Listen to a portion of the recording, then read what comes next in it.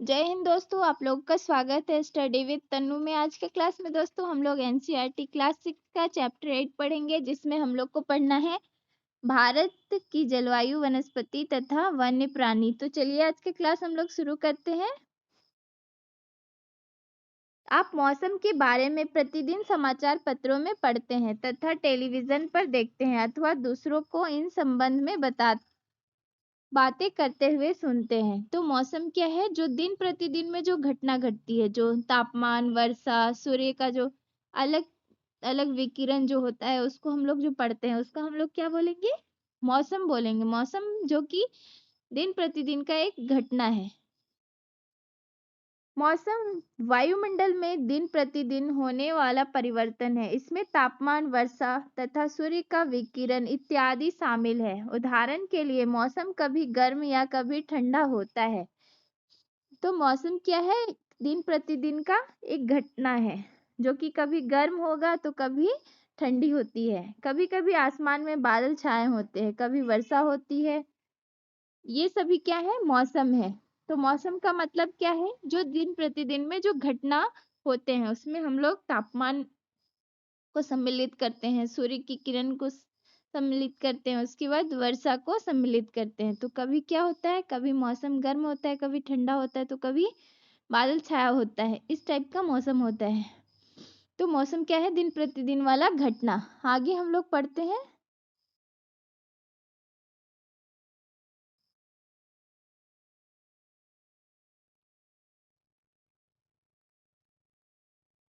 तो कभी वर्षा होती है। आपने ध्यान दिया होगा कि जब बहुत दिनों तक मौसम गर्म रहता है, तब आपको ऊनी वस्त्रों की आवश्यकता नहीं पड़ती है। तो गर्म के मौसम में हम लोग ऊनी वस्त्र नहीं पहनते। हम लोग किस चीज का वस्त्र पहनते हैं? तो सूती वाला वस्त्र पहनते हैं। आपने कॉटन वाला, ठीक है।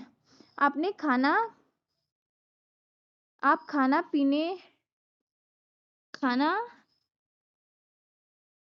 मतलब जो गर्मी का मौसम होता है, उस टाइम हम लोग क्या खाना पसंद करते हैं? ठंडा ठंडा वस्तु। तो आप खाने पीने में ठंडे पदार्थों को पसंद करते हैं। इसके विपरीत ऐसे भी दिन होते हैं जब आपको ऊनी वस्त्रों के बिना ठंडी लगती है, ठंडी और तेज हवाएं चलती है। इन दिनों में आप गर्म चीजें खाना पसंद करते हैं। तो क्या करते हैं कि हम लोग जब गर्म का मौसम होता है, यानी कि गर्मी में, हम लोग क्या करते हैं कि ठंडा ठंडा खाना पसंद करते हैं। उसके बाद कॉटन वाला कपड़ा पहनते हैं। और इसके विपरीत जब ठंडा का मौसम होता है, उस समय क्या करते हैं? हम लोग गर्म चीज खाना पसंद करते हैं और ऊनी वस्त्र हम लोग पहनते हैं।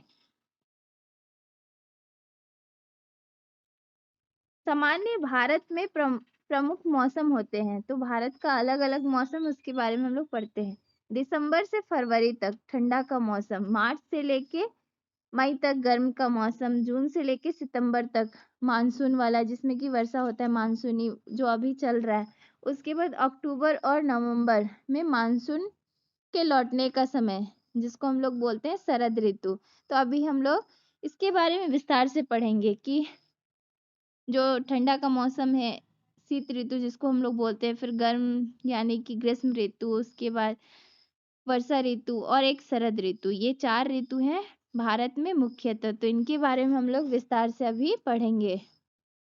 सबसे पहले हम लोग शीत ऋतु के बारे में पढ़ते हैं। तो शीत ऋतु क्या है? ठंडे मौसम में सूर्य की सीधी किरणें नहीं पड़ती है। तो रीजन क्या है? क्योंकि उस समय सूर्य जो है वो दक्षिणी गोलार्ध में होता है, जिस कारण से हमारे साइड यानी कि भारत में उस समय ठंड पड़ता है। नेक्स्ट है ग्रीष्म ऋतु। ग्रीष्म ऋतु क्योंकि उस समय सूर्य जो है उत्तरी गोलार्ध में उसकी किरणें सीधे पड़ता है, जिस वजह से उस समय हम लोग को गर्मी महसूस होता है। तापमान अधिक होने के कारण से क्या होता है? दिन के समय गर्म एवं शुष्क पवन बहती है, जिसको हम क्या बोलते हैं? लू बोलते हैं। आगे नेक्स्ट हम लोग पढ़ते हैं दक्षिण पश्चिम मानसून या वर्षा का मौसम। तो हमारे जो भारत है उसमें मुख्य रूप से रीजन क्या है वर्षा होने का? तो दक्षिण पश्चिम मानसून। यह मानसून के आने तथा आगे बढ़ने का मौसम है। इस समय पवन बंगाल की खाड़ी तथा अरब सागर से स्थल की ओर आती है। वे अपने साथ नमी भी लाती है। जब यह पवन पहाड़ों से टकराती है, तब क्या होता है? वर्षा होता है। तो वर्षा कौन सा मानसून से होता है, तो दक्षिण पश्चिम मानसून के द्वारा ही भारत में वर्षा होता है, जो कि बंगाल की खाड़ी और अरब सागर साइड से स्थल की ओर आती है, और यह अपने साथ नमी लेके आती है। मतलब उसमें जो हवा आती है उसमें क्या होता है, पानी का मात्रा होता है, जिसमें नमी हम लोग बोल रहे हैं, और फिर ये जब पहाड़ों से टकराती है तो क्या होता है, वर्षा होता है। तो सबसे अधिक वर्षा दक्षिण पश्चिम मानसून द्वारा ही भारत में वर्षा होती है। अब नेक्स्ट है मानसून के लौटने का मौसम, यानी कि शरद ऋतु। इसमें केवल एक एक ही जगह में वर्षा होता है, वो है तमिलनाडु। लौटता हुआ मानसून, इस समय पवन स्थल भागों से लौटकर बंगाल की खाड़ी की ओर बहती है। यह मानसून के लौटने का मौसम होता है। भारत के दक्षिण भागों में विशेषकर तमिलनाडु तक आंध्र प्रदेश में इस मौसम में वर्षा होती है। किसी स्थान पर अनेक वर्षों में मापी गई मौसम की औसत दशा जलवायु कहलाती है। तो अगर किसी क्षेत्र में मापा गया जो मौसम होता है उसको हम लोग क्या बोलते हैं, जो काफी लंबे वर्षों तक है उसको जलवायु बोलते हैं। जो बहुत वर्षों से है, लगभग 15-20 वर्ष, उससे भी अधिक का हो सकता है। मौसमी दशा को हम क्या बोलते हैं, जलवायु। भारत की जलवायु को मोटे तौर पर मानसूनी जलवायु कहा जाता है। मानसूनी शब्द अरबी भाषा के मौसम से लिया गया है, जिसका अर्थ होता है मौसम। तो भारत में किस प्रकार की जलवायु है, तो मानसूनी जलवायु है। और मानसूनी शब्द अरबी भाषा का मौसम शब्द से लिया है, जिसका अर्थ क्या होता है, मौसम। भारत की स्थिति उष्ण कटिबंध में होने के कारण अधिकतम वर्षा मानसूनी पवन से होता है। तो मानसूनी पवन से अधिक वर्षा होने का रीजन क्या है, कि भारत की स्थिति उष्ण कटिबंध क्षेत्र में है। भारत में कृषि वर्षा निर्भर है। अच्छे मानसून का मतलब होता है पर्याप्त वर्षा तथा प्रचुर मात्रा में फसलों का उत्पादन। आगे हम लोग पढ़ते हैं। इस क्या होता है, अगर मानसून यानी वर्षा अच्छी होगी तो हम लोग का फसल भी अच्छा होता है। किसी स्थान पर जलवायु उसकी स्थिति, ऊंचाई, समुद्र से दूरी तथा ऊंचावच पर निर्भर करती है। इसीलिए हमें भारत की जलवायु में क्षेत्रीय भिन्नता अनुभव होता है। तो जो मानसून है या जलवायु है वो किस पर निर्भर करता है, उस जगह की ऊंचाई, समुद्र से उसकी दूरी, उसके बाद वहाँ की ऊंचावच, उसकी स्थिति किस प्रकार की है, ये सभी निर्भर करता है। इस वजह से हमको भारत की जो जलवायु वो हर एक जगह में अलग अलग दिखता है। जैसे राजस्थान में मरुस्थल स्थित है, जैसलमेर तथा बीकानेर बहुत गर्म स्थान है, जबकि जम्मू कश्मीर के द्रास एवं कारगिल में बर्फीली ठंड पड़ती है। तटीय क्षेत्र जैसे मुंबई तथा कोलकाता की जलवायु मध्यम है, वे न ही अधिक गर्म है और न ही अधिक ठंडे हैं। समुद्र तट पर होने के कारण ये स्थान बहुत अधिक आर्द्र है। विश्व में सबसे अधिक वर्षा मेघालय में स्थित मौसिनराम में होती है, जबकि किसी वर्ष राजस्थान के जैसलमेर में वर्षा होती ही नहीं। तो इसमें क्या बोला गया है कि भारत की जो जलवायु अलग अलग जगह पे अलग अलग है। तो उसका रीजन क्या है कि भारत की जो स्थलाकृति है वो अलग अलग टाइप की है। तो हम लोग देखते हैं कि जैसलमेर हो गया और भी राजस्थान का कुछ ऐसा जिला है जिसमें कि कभी वर्षा ही नहीं होता है। और वहीं मेघालय जो हमारा राज्य है उसमें क्या होता है, विश्व में सबसे अधिक वर्षा मौसिनराम जगह है उसमें होती है। तो हमको अलग अलग जगह पे अलग अलग जलवायु देखने को मिलता है। उसके बाद हम लोग जैसे कोलकाता या फिर तटीय क्षेत्र में देखते हैं तो वहाँ की जो जलवायु है नॉर्मल होती है, ना तो अधिक गर्म ना ही अधिक ठंडी। नेक्स्ट हम लोग पढ़ते हैं प्राकृतिक वनस्पति के बारे में। हम लोग जलवायु के बारे में पढ़ लिए और हम लोग मौसम के बारे में भी पढ़ लिए, ऋतु के बारे में। अभी नेक्स्ट हम लोग प्राकृतिक वनस्पति के बारे में पढ़ते हैं। प्राकृतिक वनस्पति का मतलब जो यहाँ के हम लोग को वृक्ष, वन, ये सब जो पाए जाते हैं उनके बारे में। हम चारों तरफ विभिन्न प्रकार की पादप जीव जंतु देखते हैं। हरे पौधे वाले मैदान में खेलना कितना अच्छा लगता है। कुछ पौधे छोटे होते हैं जिन्हें झाड़ी कहा जाता है। तो जो छोटे आकार की पौधे होते हैं उसको हम क्या बोलते हैं, झाड़ी बोलते हैं। कहीं जो उससे भी छोटा होता है उसको हम लोग घास बोलते हैं, जैसे कैक्टस तथा फूलों वाले पौधे इत्यादि। इसके अतिरिक्त बहुत से लंबे वृक्ष होते हैं, उनमें कुछ में बहुत शाखाएं, पत्तियां होती है, जैसे नीम, आम तथा कुछ वृक्ष ऐसे हैं जिनमें पत्ती की मात्रा बहुत कम होती है। तो कुछ पेड़ ऐसे होते हैं जिसमें क्या होता है, बहुत ज़्यादा मात्रा में पत्ता पाया जाता है, और कुछ ऐसे पौधे जिसमें कि ना के बराबर होते हैं, जैसे नारियल, घास, झाड़ी तथा पौधे बिना मनुष्य की सहायता से उपजे हैं, उन्हें प्राकृतिक वनस्पति बोला जाता है। तो प्राकृतिक वनस्पति किसको बोलेंगे? जो कि मनुष्य के बिना सहायता से उपजे हैं, यानी कि अपने आप ही स्वतः ही उपज गए हैं, उसी को हम लोग बोलते हैं प्राकृतिक वनस्पति। क्या आप कभी यह नहीं सोचते कि यह एक दूसरे से किस प्रकार भिन्न है? अलग अलग जलवायु में अलग अलग प्रकार की वनस्पति पाई जाती है। इसमें वर्षा की मात्रा सबसे महत्वपूर्ण होती है। जलवायु की भिन्नता के कारण भारत में अलग अलग जगह की वनस्पति पाई जाती है। तो इसमें यह बोला जा रहा है कि आपको यह आश्चर्य नहीं होता है, क्योंकि हर एक जगह का जो पौधे या पेड़ पौधे या वन है वो अलग अलग टाइप का होता है। तो जैसे हम लोग जानते हैं कि जो राजस्थान है उसमें अधिकतर हमको कांटा वाला पौधा नजर आता है। क्यों? क्योंकि उधर अधिक वर्षा नहीं होता है और उधर का पत्ता जो है वो भी हमको चौड़ा नजर आता है। तो रीजन है कि वहाँ अधिक वर्षा नहीं होता है, जिस कारण से उस टाइप की पौधे हमको मिलता है। और वही अगर हमको चले जाएंगे उष्णकटिबंध क्षेत्र में, जहाँ की एक तो बहुत अधिक वर्षा भी हो रहा है, और फिर सदाबहार, मतलब इतना अधिक वर्षा हो रहा है जिस वजह से वहाँ कभी पेड़ों से पत्ती ही नहीं गिरती है, और अलग अलग मौसम में अलग टाइप की पत्ती गिरती है, जिससे कि क्या होता है, सदाबहार वन उसमें बना रहता है, यानी कि वर्ष भर हरा भरा दिखेगा। हमें वनों की आवश्यकता क्यों पड़ती है? तो हमें वनों की आवश्यकता क्यों पड़ती है? तो वन से हमें क्या क्या लाभ होता है? एक तो वन से हमें पेड़ पौधे प्राप्त होते हैं, जिससे हम, और पेड़ पौधे से हमें ऑक्सीजन, उसके बाद जो पेड़ पौधे वो क्या करते हैं, कार्बन डाइऑक्साइड को ग्रहण करते हैं। फिर और ये मिट्टी को भी बांधने का काम करते हैं, जिससे कि बाढ़ आने की संभावना कम होती है, और मिट्टी का अपरदन भी कम होता है, जिससे उपजाऊ मिट्टी बनी रहती है। तो अभी चलिए पढ़ लेते हैं हम लोग, हमें वनों की आवश्यकता क्यों होती है। वन हमारे लिए बहुत ही लाभदायक है। ये विभिन्न कार्य करते हैं। पेड़ पौधे से ऑक्सीजन छोड़ते हैं, जिसे हम सांस के रूप में लेते हैं, तथा कार्बन डाइऑक्साइड को ग्रहण करते हैं। पेड़ पौधे की जड़ें मिट्टी को बांध कर रखती है, तथा इस प्रकार वे मिट्टी के अपरदन को रोकते हैं। आगे हम लोग देखते हैं, वनों से हमें ईंधन, लकड़ी, चारा, जड़ी बूटी, लाख, शहद, गोंद इत्यादि प्राप्त होते हैं। तो वन से हमें अनेक प्रकार की हमारी आवश्यक वस्तुएं भी प्राप्त होती है, जैसे कि ईंधन, उसके बाद लकड़ी प्राप्त होता है, चारा, फिर जड़ी बूटी, उसके बाद लाख, शहद, गोंद इत्यादि प्राप्त होते हैं। वन वन वन्य जीवों के लिए प्राकृतिक निवास है।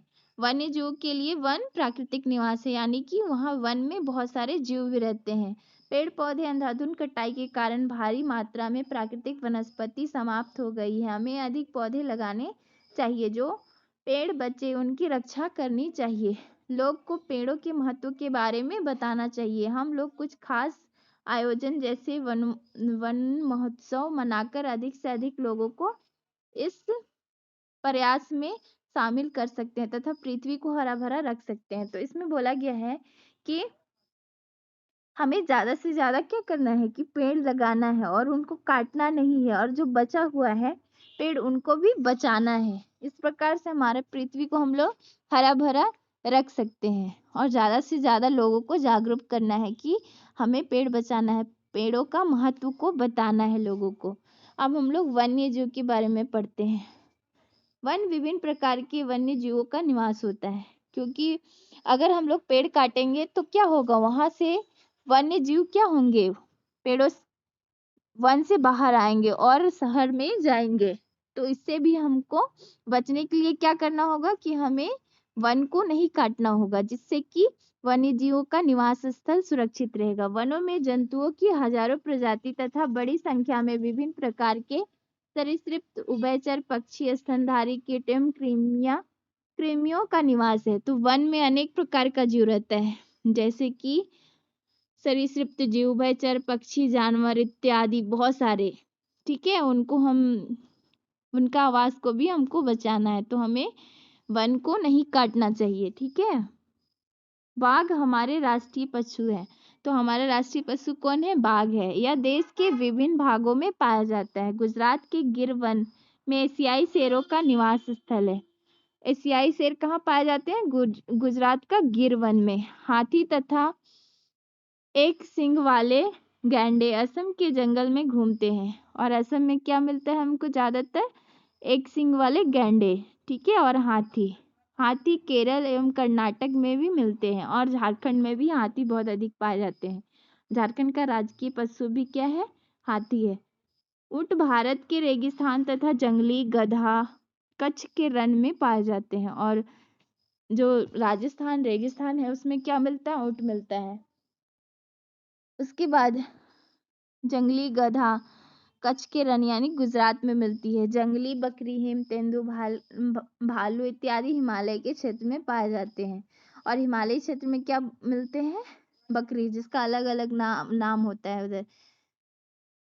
उसके बाद हिम तेंदुआ भालू इत्यादि पाए जाते हैं। इसके अतिरिक्त बहुत से दूसरे जानवर जैसे बंदर, सियार, भेड़िया, नीलगाय, चित्तल इत्यादि हमारे देश में पाए जाते हैं। भारत में पक्षियों की ऐसी प्रचुरता है। मोर हमारे राष्ट्रीय पक्षी है, तो मोर हमारी राष्ट्रीय पक्षी कौन है? तो मोर है, याद रखिएगा, इंपॉर्टेंट है। भारत में पक्षी तोता, मैना, कबूतर, बुलबुल तथा बत्तख इत्यादि अन्य बहुत सारे राष्ट्रीय पक्षी उद्यान है जो पक्षियों को उनका प्राकृतिक निवास प्रदान करते हैं। तो प्राकृतिक मतलब पक्षियों के निवास स्थान के लिए कुछ राष्ट्रीय उद्यान यानी कि नेशनल पार्क भी बनाए गए हैं। उद्यान शिकारों के साथ पक्षियों की रक्षा करते हैं। क्या आप अपने क्षेत्र में पाए जाने वाले 5 पक्षियों के नाम बता सकते हैं? तो आप लोग कमेंट कीजिएगा 5 पक्षी का नाम। भारत में सांपों की सैकड़ों प्रजाति पाई जाती है, जिसमें कोबरा एवं करैत प्रमुख है। तो भारत में बहुत सारे सांपों के प्रकार है, जिसमें मुख्य क्या है? कोबरा और करैत। इसमें बहुत अधिक जो उनका विष होता है यानी कि जहर बहुत जहरीला होता है। वनों के कटने तथा जानवरों के शिकार के कारण भारत में पाए जाने वाले वन्य जीवों की प्रजाति तेजी से घट रही है। लगातार वनों की कटाई के कारण क्या हो रहा है? और जानवरों के शिकार के कारण वन्य जीव जो है वो घट रहे हैं। बहुत सी प्रजाति तो समाप्त भी हो चुका है। उनको बचाने के लिए बहुत से नेशनल पार्क, पशु विहार तथा जीवमंडल आरक्षित क्षेत्र स्थापित किए गए हैं। सरकार ने हाथियों तथा बाघों को बचाने के लिए बाघ परियोजना एवं हस्ती परियोजना जैसी परियोजना को शुरू किया है। तो क्या होता है कि जो हमारे वन्य जीव हैं उनको संरक्षण के लिए बहुत सारी योजनाएं भी चलाई जा रही है। जैसे बाघ को आरक्षित करने के लिए बाघ परियोजना चलाई जा रही है। क्या आप भारत के कुछ पशु विहारों के नाम तथा मानचित्र में उनकी स्थिति बता सकते हैं? आगे देखते हैं हम लोग। भारत वन्य जीवों के संरक्षण में भी अपना हाथ बटा सकते हैं। आप वन्य जीवों के संरक्षण में भी अपना हाथ बटा सकते हैं। आप जानवरों के शरीर की विभिन्न अंगों जैसे हड्डी, सींग तथा पंख से बने पदार्थों को खरीदने से इनकार कर सकते हैं। तो हम भी क्या कर सकते हैं? वन्य जीवों का संरक्षण कर सकते हैं। कैसे कर सकते हैं? कि जो अगर किसी जानवर से बना कपड़ा है तो उसको हम लोग बहिष्कार करेंगे। अगर उसको हम लोग नहीं खरीदेंगे तो फिर वो बनाया भी नहीं जाएगा। इस तरह से भी हम लोग क्या कर सकते हैं? वन्य जीवों की रक्षा कर सकते हैं। प्रत्येक वर्ष हम लोग अक्टूबर के पहले सप्ताह को वन्य जीव सप्ताह के रूप में मनाते हैं। और अक्टूबर मंथ का पहला सप्ताह को हम लोग वन्य जीव सप्ताह के रूप में मनाते हैं, ताकि वन्य जीवों के निवास को संरक्षित रखने के लिए जागरूक लाई जा सके। तो इस प्रकार से हम लोग वन्य जीवों का भी क्या कर सकते हैं? संरक्षण कर सकते हैं। यहाँ एक इम्पॉर्टेंट है, उसको देख लेते हैं। प्रवासी पक्षी का मतलब होता है कि ये लोग दूसरे जगह से आते हैं या दूसरे जगह चले जाते हैं मौसम के अनुसार। कुछ पक्षी पिंटेल, बत्तख, करलिऊ, फ्लेमिंगो, ऑस्प्रे, लिटिल स्टिट प्रत्येक वर्ष सर्दी के मौसम में हमारे देश आते हैं। सबसे छोटी लिटिल स्टेट जिसका वजन लगभग 15 ग्राम होता है, यह आर्कटिक प्रदेश से 8,000 किलोमीटर की दूरी तय करके भारत आती है। तो क्या होता है कि बहुत जगह से भारत में प्रवासी पक्षी आते हैं, तो उसमें से आर्कटिक से, जो कि हमारे मतलब भारत से लगभग 8,000 किलोमीटर दूर है, तो वहां से भी कुछ पक्षी आते हैं। तो इस प्रकार हम लोग देखें दोस्तों, हमारा चैप्टर कंप्लीट कर लिए। तो आज आप लोग बताइएगा कि आज का क्लास कैसा लगा, आप लोग को समझ में आया कि नहीं। आज के लिए इतना ही दोस्तों, थैंक यू, जय हिंद। मिलते हैं हम लोग नेक्स्ट क्लास में न्यू चैप्टर के साथ।